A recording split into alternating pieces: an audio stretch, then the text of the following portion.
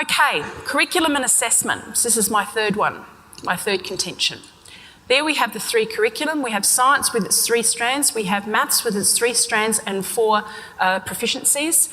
We have design and technology, which is mandatory for the first couple of years in secondary school and sort of through primary and the early years. There's technology, most definitely. Okay. If you think about that diagram I showed you before where STEM was a separate entity, where it has no epistemology, it's problematic here because it doesn't actually have its own STEM curriculum. So if you're doing STEM as not related really to science and technology and mathematics, then I'm not sure what your curriculum is. And I'd be concerned by that. So teachers actually need, here in South Australia, teachers are using the Australian curriculum, so they actually need to be relating their teaching to that curriculum. Teachers need to assess their students against the achievement standards which lie in those 3 curricula. There isn't a separate achievement standard for STEM. And not all, what I'd like to say is that not all aspects of the curriculum might be addressed through a STEM context or integrated STEM, and I think that's really important. So while there's opportunities for integration, I think it would be impossible to actually take the curriculum and actually think we're going to teach only through integrated STEM and address all the curriculum requirements. I think that's really hard. I know that primary teachers are fantastic at integration, but in a secondary environment, if you're actually looking at what's required in STEM, in those curricula, it's really hard. And I'll give this example. My pre-service teachers who are secondary or have been secondary, we talk about something and they'll say, right, how does it link to the curriculum? And they'll immediately say, oh, well, it's got maths in it because they have to use, but the maths they're using is really lower level adding and subtracting. How many times do they add and subtract to meet maths? Well, it doesn't meet senior mathematics, right? Or junior mathematics. Shapes, they do that in early years. They do that in lower primary.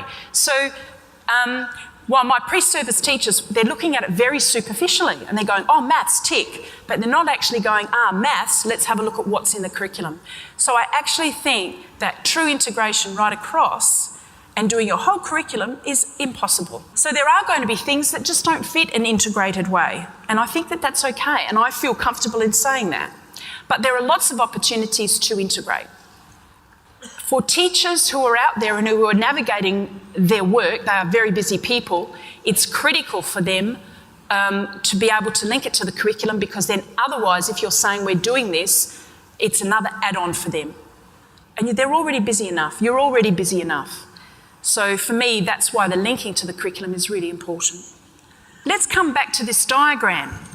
I talked about integration of STEM. I actually think that STEM can be integrated at a number of different levels. That it's no good talking, I think it's useless talking about it being, it has to look like this.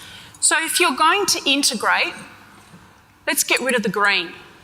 We could actually talk about integration between science and technology, which I've done, between technology and mathematics, which I haven't done. Between mathematics and engineering, we could talk about it between engineering and science. Or we could talk about those 3, where you actually integrate across 3, science, technology and mathematics, or science, engineering and mathematics. And then we get the Holy Grail, which is the 4, which is integrating right across.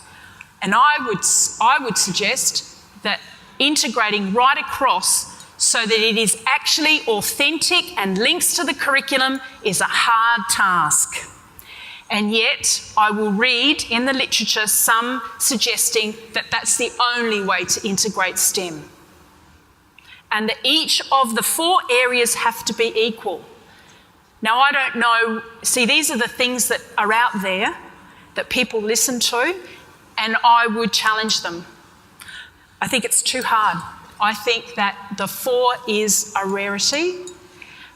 If you're going to do it so that it authentically links to the curriculum.